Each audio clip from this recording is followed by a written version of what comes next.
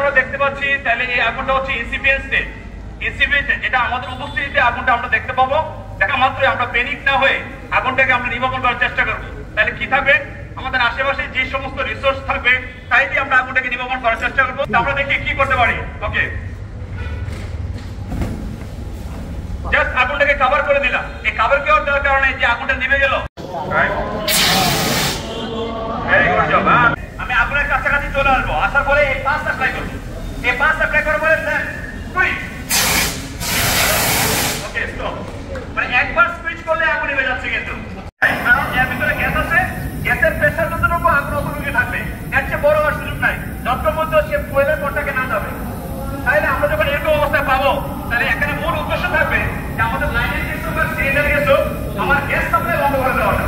Gas supply বন্ধ করে দেওয়ার আমাদের উদ্দেশ্য। তাহলে যে নজর দিয়ে গ্যাসটা বেরোচ্ছে, আমি যে নজরটাকে সিলগালা করে দেই, তাহলে কিন্তু আগুনটা নিভে যাবে। দেখি ধরে রাখো, যে নজর দিয়ে গ্যাসটা বেরোচ্ছে এখানে শুধু সে সিলগালা করে দিল। আরেকবার দেবো কি করছি আমরা। ওকে,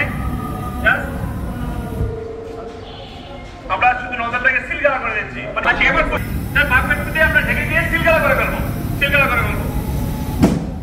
সিলগালা করে দিলে কি হলো, অক্সিজেন কাটা হয়ে গেল, আগুন কিন্তু নেমে গেছে। বাট গ্যাস সাপ্লাই হবে, এই সিলিন্ডারটাকে কি করবো, এটাকে ধরে একটা ওপেন স্পেসে নিয়ে যাবো। বাসার কিচেন থেকে ওপেন স্পেসে নিয়ে যাবো, তাহলে আগুন নিভাবিত হয়ে যাবে।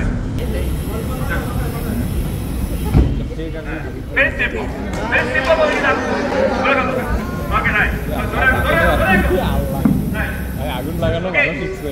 অর্থাৎ কি এত রুল পোষালে করলে হবে না, কারণ আমার উদ্দেশ্য হচ্ছে অক্সিজেন কাটা। আবার দেখো, আবার দেখো।